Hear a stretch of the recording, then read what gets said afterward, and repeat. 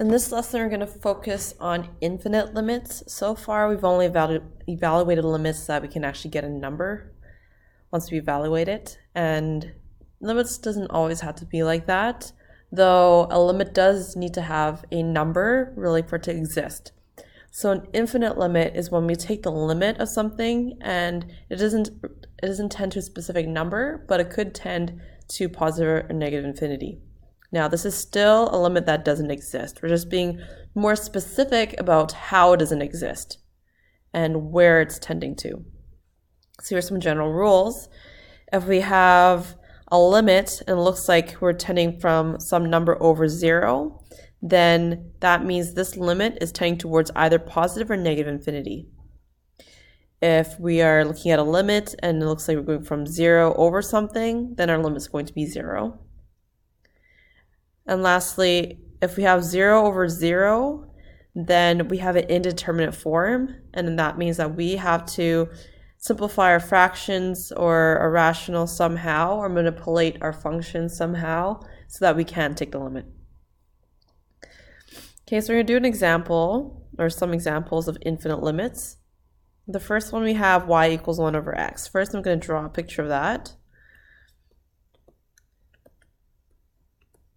So this is a function that was covered in pre-cal. You have a horizontal asymptote and a vertical asymptote at y equals 0 and x equals 0.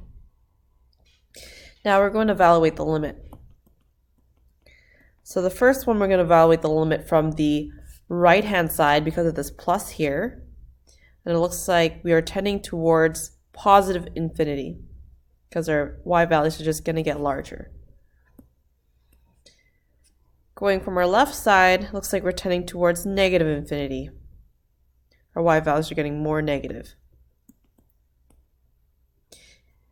And the overall limit, this does not exist. Not only because these are not the same, but because infinity and negative infinity isn't a numerical value. So overall, this limit does not exist. We have kind of a theorem here. We have a vertical asymptote at x equals a if the limit of f of x as x approaches a from the left or the right is positive or negative infinity. Okay, so that's how we know that there is a vertical asymptote. So we're going to do that in example 3 later, but let's try example 2 first to find the following limits. Again, we can draw a picture to see what this graph looks like. So we have an asymptote at 5 because that's our non-permissible value. The horizontal asymptote is at x equals 0 or y equals 0. Okay, so your vertical asymptote is at x equals 5, and then your horizontal asymptote is at y equals 0. Now, we're just going to draw a graph briefly. Looks something like this. So if I'm approaching it from the right-hand side, which is this first question, looks like we're tending towards positive infinity. And if we're approaching from the left-hand side, we're going towards negative infinity.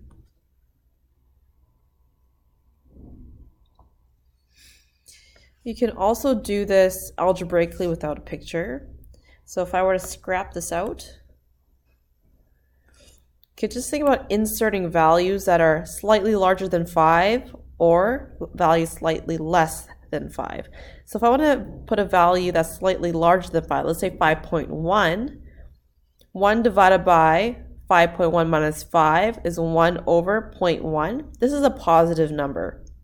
Versus over here, if I put 4.9 for my x, that's 1 over negative 0.1. That's a negative number, which is why we have a negative here. So you can also do this algebraically just by plugging in numbers on either side of your left and your right-hand side. Okay, we're going to use what we just stated over here to do example 3. So I need to show that the limit of f of x as x approaches something is going to give me plus or minus infinity. We know that there is a vertical asymptote because this is just like a log function. The log function looks like this with a vertical asymptote at x equals 0. So we want to prove this by using our limits. So let's take the limit of ln x as x approaches 0, and we have to do it on this side because nothing exists on the left side, so we're going to approach from the right hand side. And if we approach that, it's going to give us negative infinity. Okay, now let's look at our definition. If this occurs, which we have, so limit as x approaches 0 from the right side of ln x is negative infinity, that means we have a vertical asymptote at x equals a, x equals 0. So there is a VA at x equals 0. And just again, a side note that the limit, if we approach 0 from the other side, it doesn't exist. This technically doesn't exist as well, but this really doesn't exist. We can't put any value in here. Example 4, we're going to determine this limit without drawing a picture. So the thing that we're going to use is kind of similar to what I was talking about here. If we were to insert numbers that are very close on either side, we could do something like this as well, or you could also use a sign diagram.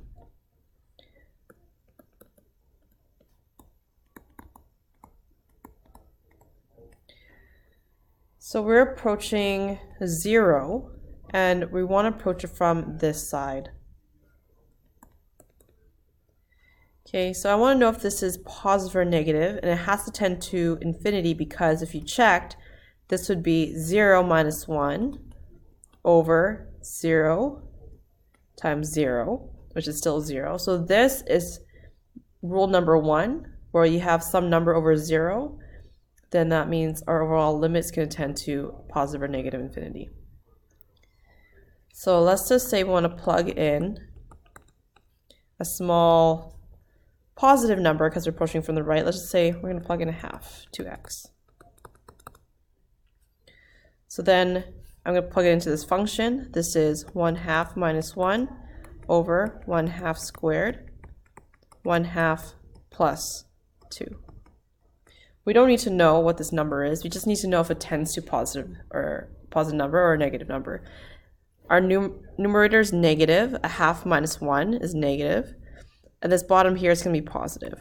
So overall, this interval is going to be going to negative infinity. So this is negative. So therefore, our limit as x goes to 0 of x minus 1 over x squared times x plus 2 is negative infinity.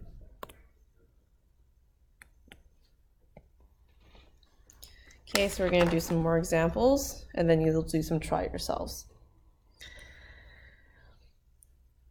Okay, so for this one again, we're going to approach it, just plug in a number that's coming from the left-hand side. So let's just say I'm going to plug in 2.9.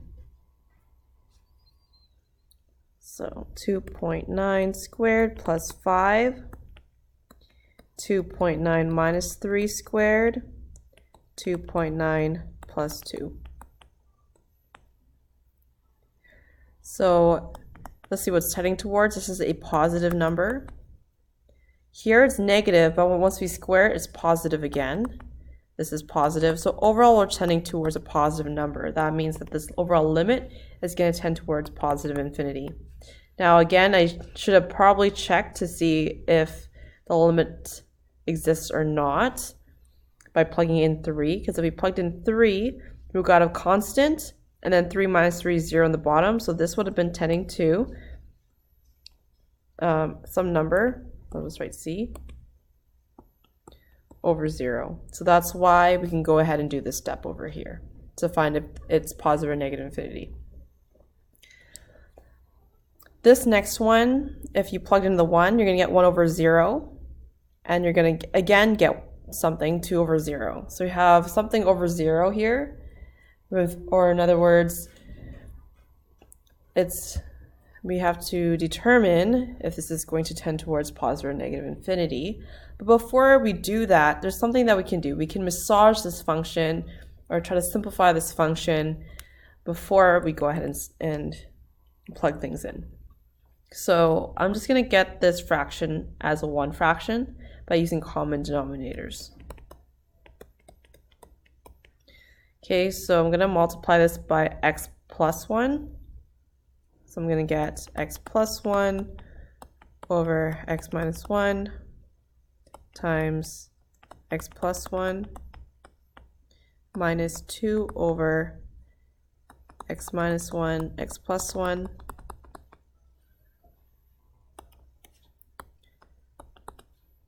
Then I'm going to combine my numerators together.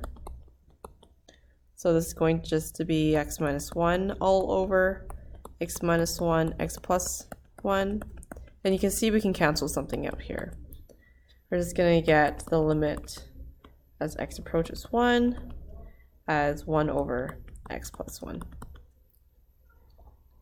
Now if you take a look, if we were to plug this in and evaluate, we're going to get an actual number. It'll be 1 plus 1 in the denominator. So our overall limit is actually 1 over 2 for that one. 2 more examples here. For D, we're going to take this note. So exponentials dominate everything as they go to positive infinity, but not negative infinity. So kind of as a general rule, or something to help us evaluate these infinite limits, if you ever x is tending towards infinity, you can use the rule that these exponentials, the largest ones, are going to dominate, which means that we can say that the limit as x goes to infinity is pretty much the same as if you took the limit of negative 2 to the power of x over negative 3x to the power of 10. And then we can evaluate this. So if we do that, if I try to think about what's happening if I plug this infinity into this graph, the y equals negative 2 to the power of x, this is actually tending towards negative infinity. I'm actually going to write this on the side here. So this is tending towards negative over, and if I put infinity in here, this is also still going to be negative because of that negative leading coefficient. So overall, this is tending towards a positive. So this will be positive infinity. Again, we should have checked to see what would happen if we had a positive in here. Or infinite sign here. So if we plug this in, we're just going to get infinity over infinity, which is in indeterminate form. And then we can't really factor this thing out. So we're just going to have to evaluate as is like this and take the highest power, top and bottom. And then see where they tend to. Okay, so for this next one, again, I'm going to use that rule.